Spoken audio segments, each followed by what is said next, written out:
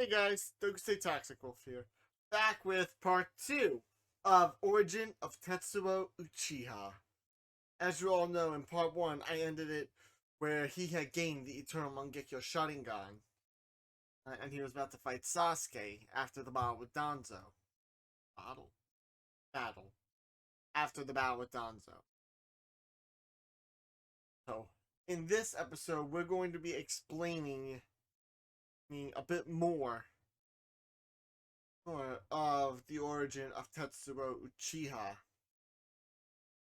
Uh, So, of course, after Tetsuo and Sasuke fought, eventually getting to the point where Naruto came in, took over the fight, and Naruto said that he would foster all of Sasuke's hatred onto himself, and the Great Ninja Alliance had been formed, the Great Shinobi Alliance. It thus began the Fourth Great Ninja War, and during which time Tetsuo would always be in Bankai fighting. But when Madara, the real Madara, showed up and was about to drop the meteor, well, the second meteor after Onoki stopped the first one, Tetsuo just launched the final flash.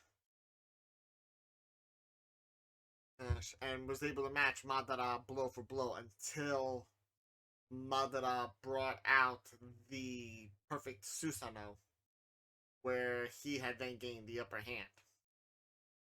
And right as Tetsuo was like close to death, he just looked up at the moon since he was still in Super Saiyan 3. I was like, no, I've never realized how beautiful the moon was.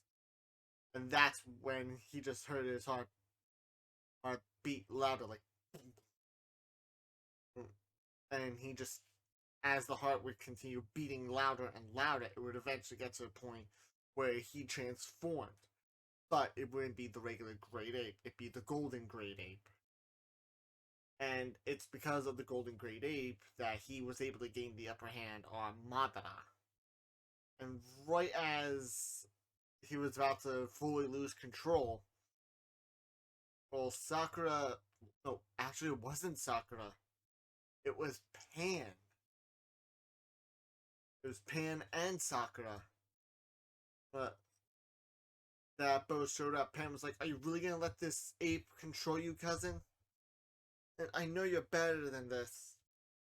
And Sakura, because she was holding on to the locket because think when Tetsuo went Great Ape, the gold chain that would be surrounding the locket would have broken off.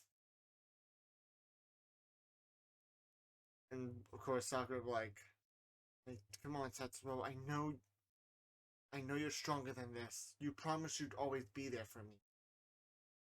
Of course, Tetsuo somehow regaining control. Well, he was like, uh, but he just channeled all of that pure primal power into himself, attaining Super Saiyan 4. If you're wondering how Super Saiyan 4 for him looks, think like a combination of Vegeta's red fur from GT with his Super Saiyan 4, but with Goku's Super Saiyan 4 hair. And it was with that Tetsuo had finally what he believed would be the pinnacle of Saiyan power, Super Saiyan 4. And it was there he actually started like really gaining control over the fight between him and Madara, eventually leading to the point where Tetsuo was like, you know what? Since this guy can do perfect Susanoo, I'm pretty sure I can too. And he actually did it. He awakened the perfect Susanoo. Well, in both the like unstabilized form and the stabilized form, which eventually led to both him and both Tetsuo and Hashirama going up against Madara, which eventually got cut off when Obito became the Ten Tails Jinchuriki. It eventually got to the point where Tetsuo combined the Amaterasu with the Rasen Shuriken, while Sasuke combined his lightning style into creating a like tri-element Rasen Shuriken. I'm not sure like what I should name it, but we were originally before it was even shown in the manga, me and my friend Steven were calling the jutsu Amaterasu Rasen Shuriken, which we actually like. That was the name we were going with. And it was with that jutsu that eventually led to everything that happened in the anime, except for again one slight change. Instead of like Sakura being a part of the final battle against Kaguya, it was actually Tetsuo, because Sakura ended up getting caught in the infinite Tsukuyomi, pushing Tetsuo into the Susanoo barrier. Yeah, and it was with that she fell victim to the infinite Tsukuyomi. So it was pretty much Tetsuo, Sasuke, and Naruto, along with Kakashi, against Kaguya and Black Zetsu. And which, of course, led to Kaguya getting sealed, which we then later go into the last, where, he, where Hanabi was kidnapped by Tonari. During this time, Tetsuo and Sakura had actually gotten married. And they haven't really gone on their honeymoon yet because they were actually just about to until they got word that Hanabi was taken in from the Leaf Village. So Tetsuo accompanied all of them. Tetsuo had accompanied uh, yeah. Tetsuo had accompanied Shikamaru, Sai, Sakura, Hinata, and Naruto.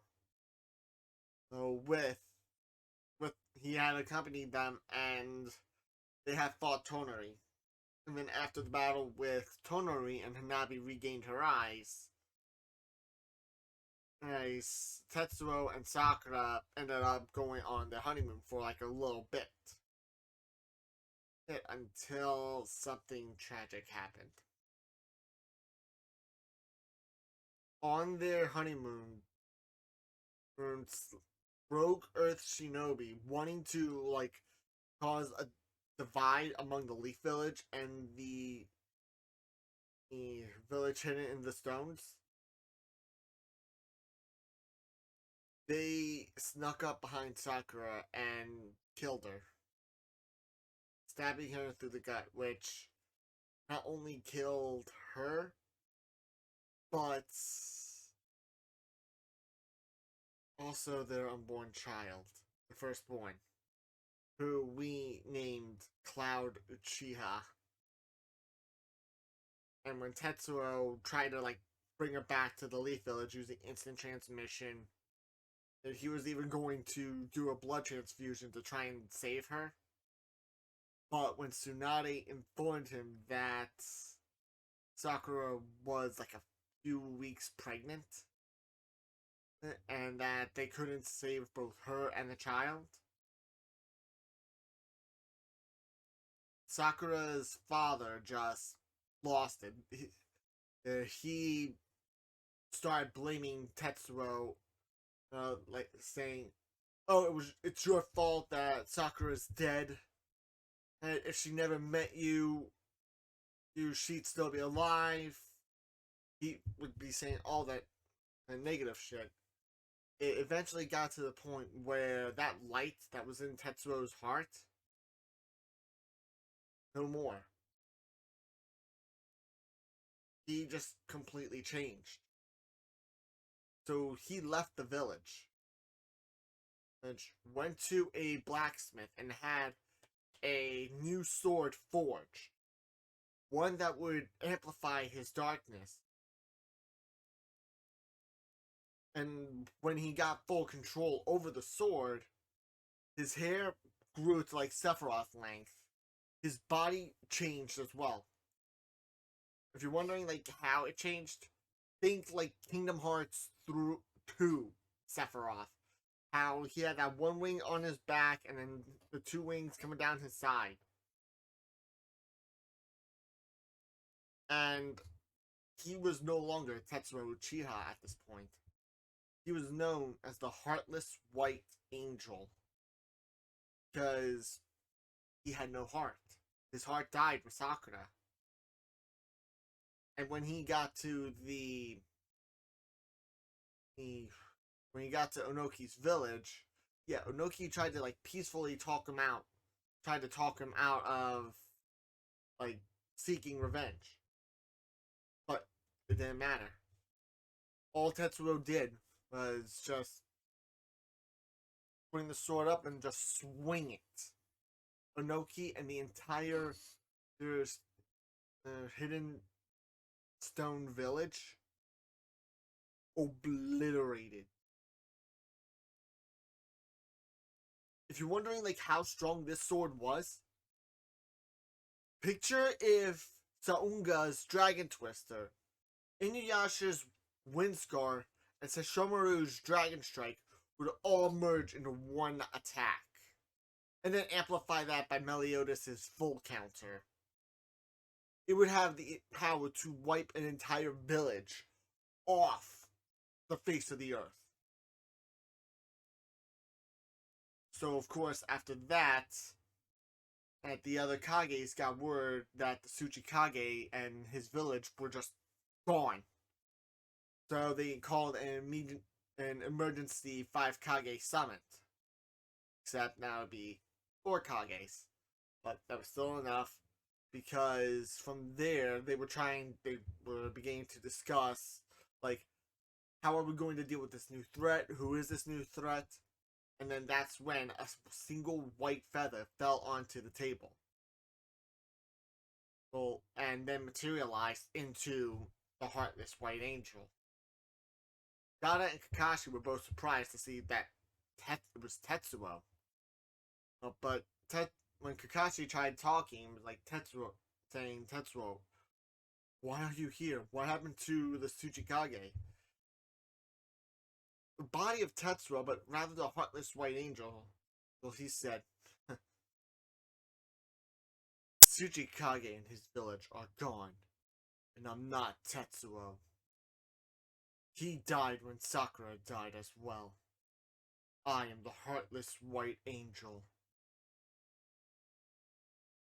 So, of course, after giving his introductions and continued speaking, eventually he said, in 1 week, I shall begin destroying each and every village.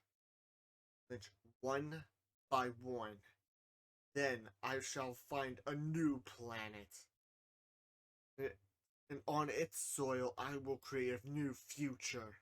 One without conflict. So in other words, he literally became like Sephiroth, but further. Eventually, like before the week was up, Kakashi had came up with a plan that he kept hidden from Gaara, the Mizukage, and the Raikage. The plan was that if it was Sakura's death that had brought this darkness out of Tetsuo, maybe the Sakura being revived could take that darkness away. So Kakashi had contacted Goku, Vegeta, Gohan, Goten. At this point, Tetsuo knew Goten was alive because Goten was there for his and Sakura's wedding. Along with Trunks.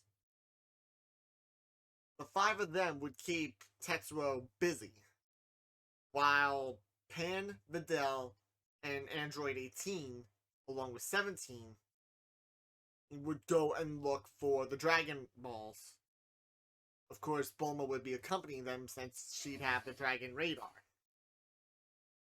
So, of course, at the final valley, the Goku and Vegeta both powered up to Super Saiyan 4. Gohan powered up to his ultimate form. Goten and Trunks did the fusion to create GT Gotenks and went Super Saiyan 3. And from there, they just started fighting the Heartless White Angel to the point where he didn't even need to draw a sword. Eventually, like, the funny thing is, though, is he did not even realize the Heartless White Angel, which is the darkness within Tetsuo, he never realized that all this was just a decoy until it was too late. Because when Kashi was about to make the wish to resurrect Sakura, Tsunade had spoken up and been wishing that both Sakura and the unborn child was resurrected. And because that wish had been granted, Sakura was back to being pregnant with Cloud, their firstborn son. And of course, where Sakura had 18 had just grabbed Sakura by her, like, pretty much 18 had grabbed Sakura, took off to the final valley. And when Goku, at this point, it was Gogeta, Gotenks, and Ultimate Gohan. The three of them were not even strong enough, even in SSJ4 form with SSJ4 Gogeta. It eventually got to the point where Gohan just smirked and was like, seems like the mission was a success. Which caught the Heartless White Angel's attention. It was like, what mission? Of course, that's when he heard from behind. It was like, Tetsuo, is that really you? Because when he heard that, he just turned around, seeing Sakura, and was like, no, this can't be. It has to be a trick.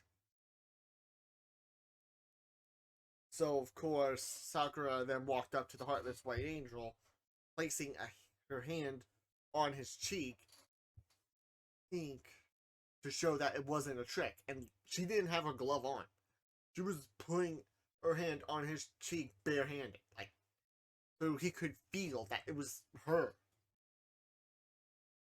And it was because of that he just started having that internal conflict, eventually leading to him going into the waterfall of the final valley, where there was a cave.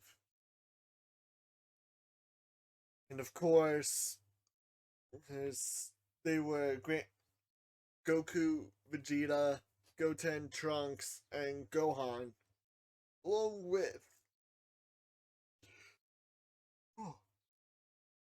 with 18, 17, Bulma, Pan, and Videl. They were all granted they were granted the title of Saviors of the World from the Leaf Village. Because that second wish that was used was to bring back Onoki and his entire village. Onoki had no problem because he realized that Tetsuo, that wasn't Tetsuo. That was the heart. That was something else, something that was controlling him. So he had no problem, but the Raikage and the Mizukage, they were both like, look, we don't care if it wasn't him, and if it was like this entity or whatever, that was still his body. Therefore, he still has to he still has to suffer the consequences for what that entity, or what that thing did. And it was with that Tetsuo had later ended up getting a choice after returning to the village. Either be killed in front of the other Kages, or be banished from the village and live. Tetsuo was like, you know what? I understand where the other Kages were coming from. I don't know what came over me. I wasn't in control of my body. So you know what? I'll take being banished from the village. Which, even if it means giving up my dream of being Hokage. And this is where Kakashi was like, don't give up that dream yet. Because the Waterfall Village, which actually needs a better Hiroku Kage. Because it turned out that their current Hiroku Kage was a complete and utter scumbag drug lord. So when Tetsuo and Sakura got word about that, they went right to the Waterfall Village. Tetsuo immediately powered up to Super Saiyan. Yeah, Super Saiyan. Scared the shit out of the current current Hiroku Kage, and he just ran. And from there, Tetsuo had worked hard to completely clean up the entire Waterfall Village, because originally the Waterfall Village was like the laughing stock of all the villages. But because Tetsuo had cleaned it up, it now became a renounced and reformed village. And it was with that he was granted the title of the second Hiroku Kage. So when it came time for Naruto and Hinata's wedding, of course, Naruto wanted his brother there, and Kakashi had no problem granting it.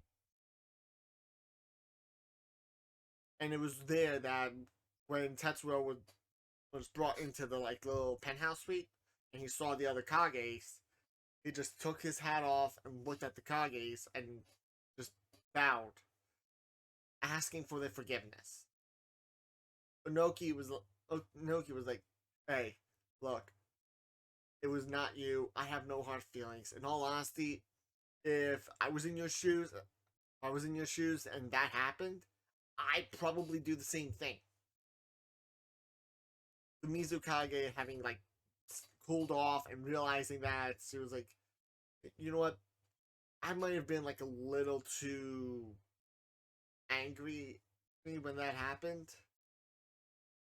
When we said you had to face your consequences, but it seems like you've made the right choice and you've completely reformed your village." Raikage was like, huh, so, oh, you've changed as well. Of course, that's when the Hirokage would look, not Hirokage, the Raikage would look over him and be like, "No Sakura?" That's when Tetsuo said, "She is currently staying at home. She is currently about like 4 or 5 months along, because during this time there was that time skip leading to Naruto and Hinata's wedding, and it was there that Tetsuo had brought a special something thanks to his grandmother Bulma. Uh, because from the time it took from him from him becoming the Hiroku Kage, cleaning up the village, and then going to Naruto and Hinata's wedding, that would have marked 1 year.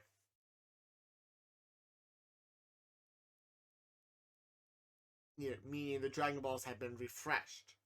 However, due to the wish, Sakura would be a little bit late. During this time, she'd be 4 to 5 months pregnant. Actually, thinking about it now, she'd be like 8 to 9 months, so she would be bedridden and getting ready. So of course, no Tetsuo not seeing Naruto or Hinata, he realized now would be a good time. So he took his little like pouch, went to the Great Stone Faces, placed the pouch down and opened it, revealing the 7 Dragon Balls, which he then used to bring back 3 people. Neji. But Neji would only have a day pass because he realized Neji wouldn't want to be permanently around. Kushina Uzumaki and Minato Namikaze. they were taken from Naruto when he was just a baby.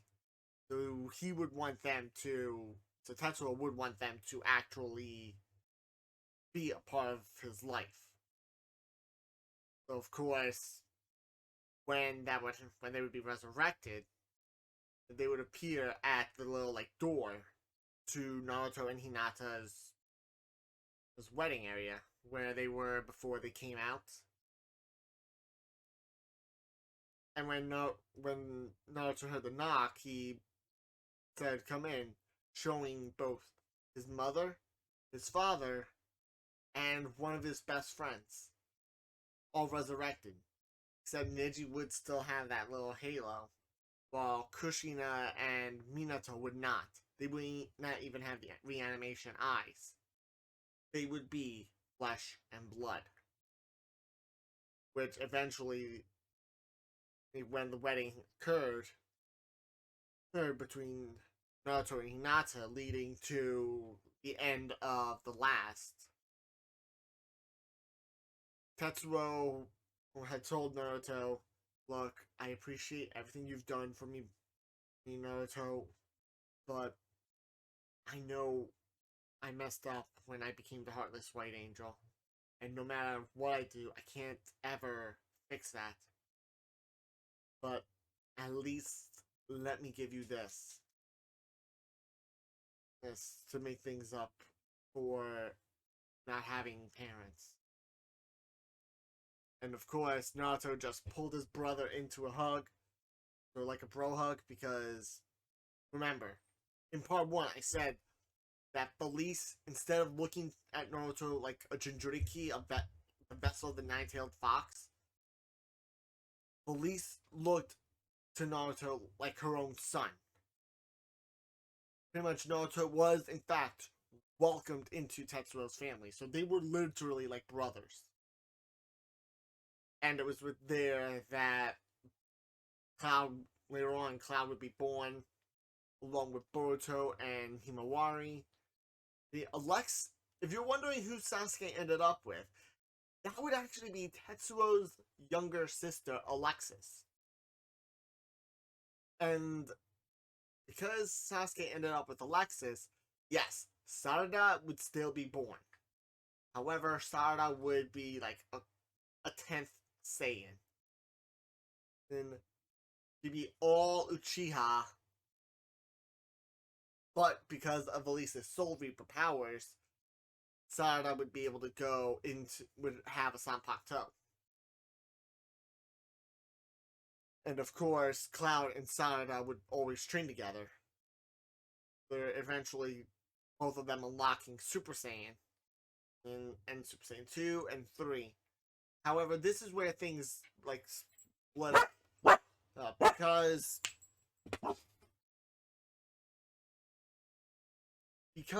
of during this time it was Sakura's birthday. Beerus and Whis decided to make an appearance again. And of course, like with how when Bulma was pretty much bitch smacked by Beerus and how Vegeta lost it, when that happened to Sakura, Tetsuo just powered right up to full power of Super Saiyan 4, just started wailing on Beerus. And eventually got to the point where Beerus was like, "Huh, I'm impressed for someone that doesn't have God Ki to actually damage me this much." So of course, Tetsuo was like, "God Ki?" Goku and Vegeta were like, "You know what?" Goku would look to Vegeta and be like, "I think it's time we do the ritual one more time." So then, it would be Tetsuo in the middle, Goku, Gohan, Goten, Trunks, Vegeta. 6 Saiyans. All pure of heart, because during this time, Tetsuo would have like completely got rid of the darkness.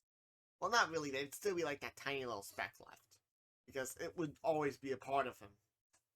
And eventually, Tetsuo would be pretty much powered back down to base form till after the ritual, where he would then later become a Super Saiyan God, and he would fight Beerus toe to toe. And when Tetsuo had learned about the Super Saiyan God power, Goku, Vegeta, and Tetsuo would then go to Whis, and they would train more and more, till eventually Tetsuo had gained Super Saiyan Blue. But because Tetsuo knew Kaioken, Goku figured, oh, he's gonna follow in my footsteps and try to master Super Saiyan Blue Kaioken. Tetsuo didn't. Instead, he did something else. He learned Vegeta's Super Saiyan Blue evolution, but after that, he trained constantly with Whis until he was able to go Super Saiyan Blue Evolution Kaioken. And eventually it led to when Tetsuo and Whis were training, and Whis got that lucky hit in. Right as Whis was about to call it a day, it happened again. Second time. Tetsuo Uchiha had gone Ultra Instinct Sign. And as we be training with Tetsuo in Ultra Instinct Sign, eventually to the point where Goku would jump in with Mastered Ultra Instinct, it would get to the point where Tetsuo would later go from Sign to Omen, meaning he'd be one step closer. And then lastly, during his training with his grandfather Goku, Tetsuo had learned Mastered Ultra Instinct. And after all that Tetsuo had 4 kids. Cloud being his first, Kairi being his second, Tifa being his third, and Ken Uchiha being his fourth. But the thing is, though, Cloud's the oldest, Kairi's the second oldest. Tifa and Ken are twins, but a minute apart. Tifa being born before, and of course, after that, Boruto tuning exams came, and pretty much everything played out, except Sarada and Cloud were always stubborn, and it eventually got to the point where Cloud and Sarada did a split path. Cloud had focused more on the Saiyan aspect, wanting to get stronger with just the basic Super Saiyan forms. Sarada ended up taking up the path of the God Key.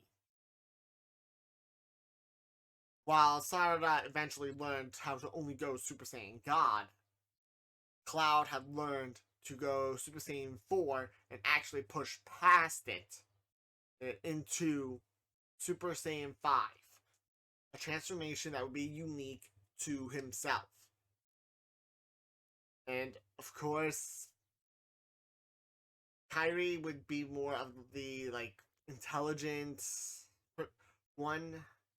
Kairi was never a big fan of fighting, but she was, wicked smart. And she was very skilled with medical ninjutsu and medical keto. Tifa and Ken, they were always more, they were always fighters. They would always train with each other, get stronger, sharpen the skills, you name it. And this ends the origin of Tetsuo Uchiha. Thank you all for coming. Thank you all for watching. I hope you enjoyed the video. I'll let my outro take it away. If you guys are new to the channel, be sure to leave a like on the video and comment down below, along with subscribing and turning on that notification bell so you don't miss another upload or when I go live. If you guys are already returning subscribers, you should already know to have that like button hit, along with commenting down below and having that notification bell turned on. Now, if you guys don't mind, I'm gonna go deal Omega Masquerade.